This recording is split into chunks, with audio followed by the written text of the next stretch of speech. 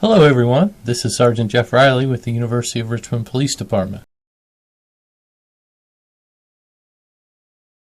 Today, I'd like for you to take a moment out to view our theft prevention presentation. I'll share some facts about theft on campus that I'm sure you'll find surprising, and I'll give you some practical tips to help you reduce theft and protect your property. Let's get started by talking about theft on campus. Few people realize that burglaries and thefts combined are among the highest reported crimes on campus. Now, burglary and theft might sound like the same thing, but they're actually a little bit different. Let's take a minute to look at that. Burglary is when one enters an office, residence, or some other non-public space for the purpose of committing a crime, usually theft. Now, it doesn't have to be theft, and the law doesn't require that that space has to be locked. It's only that the person goes in there without permission. Theft, on the other hand, is simply taking the property of another person without their permission or knowledge. So, how bad is this problem on campus? Here are some statistics for 2012 through 2014. As you can see, we're averaging close to 95 combined thefts and burglaries a year during that period.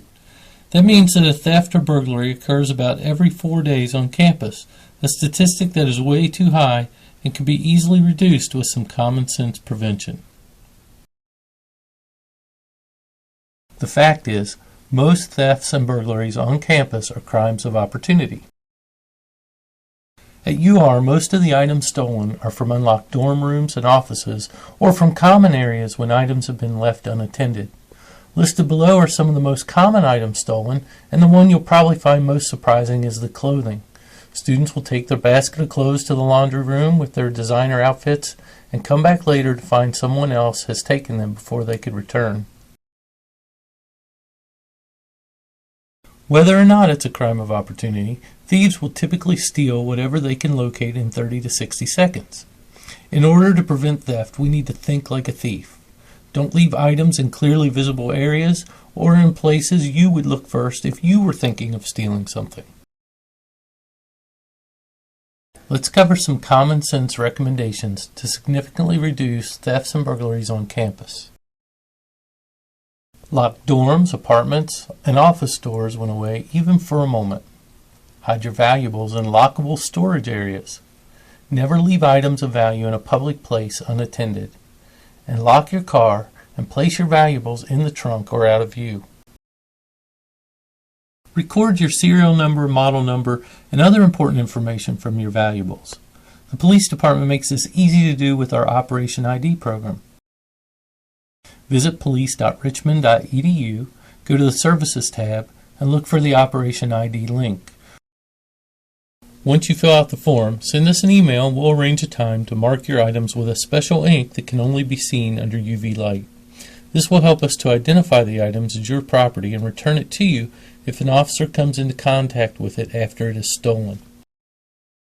Another way to help recover lost or stolen items is to download free tracking software. For iPhones and other Apple products, you can download the Find My iPhone app, and for Android products, use Pray. If you choose to use the Wellness Center, please don't store your items in the lockers without a lock while working out. Also, don't place your items in the cubby thinking that you'll keep an eye on them. You'd be surprised at how many times people believe they're going to keep an eye on their things and return to find them missing later. It is also important to monitor timely warnings. These warnings are issued to the community to communicate information about burglaries and other serious crimes on campus. The warnings are issued in email and text messages within a short time period after the crime occurs. We know that employees are often inundated with email, and it's tempting to delete items without reading them, but by reading these warnings you will be aware of what's happening on campus, and you may have the information necessary to recognize and prevent similar future crimes.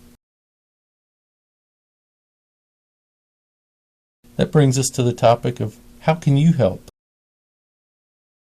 First, do your part to secure your valuables by locking your doors, using lockable storage spaces, and don't leave your items in public places such as the library. Second, we can't be everywhere, so you can act as our eyes and ears to report suspicious activity. If you see someone you don't recognize or who seems to be lost or out of place, ask the person if you can assist them.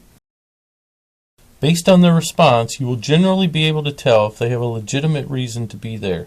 If the person indicates they are there to see someone specific, offer to escort them. This provides an opportunity to verify that they are known or expected. For example, if someone states they're there to see Professor Bob, and you offer to escort them to Professor Bob's office, they will either appreciatively accept your assistance or find some excuse not to accept your assistance. If a person seems suspicious, call the police immediately or have someone else call while you occupy the person's attention. Take notice of physical descriptors such as race, sex, height, weight, hair color, clothing description, and anything unusual that may help the police to easily locate and identify the subject. Our average response time is 3 minutes, so be assured you're going to get quick assistance when you call our department. If you're the victim of theft or burglary, notify the police immediately. Cancel your credit and debit cards through your issuing institution. If it's a cell phone, immediately notify your service carrier that your device is missing. Gather paperwork with identifying information such as serial number, model number, and account numbers. Ask coworkers or suite mates if they saw or heard anything unusual during the period of opportunity when the items were taken. If financial instruments are taken, take advantage of your annual free credit inquiry in 14 to 30 days after the theft occurs. This time frame gives the thief enough time to use your credit, but is soon enough that the unauthorized use will be covered by the issuing creditor if reported immediately. That concludes the University of Richmond Police Department's Theft Prevention presentation. We hope that we've provided you with some valuable tips and information to help you protect your property. If you have further questions or you'd like to contact us for additional information, please email police@richmond.edu or call 804-289-8715. Also, be sure to check out our identity theft presentation, which provides valuable information on preventing identity theft and minimizing the impact after identity theft occurs.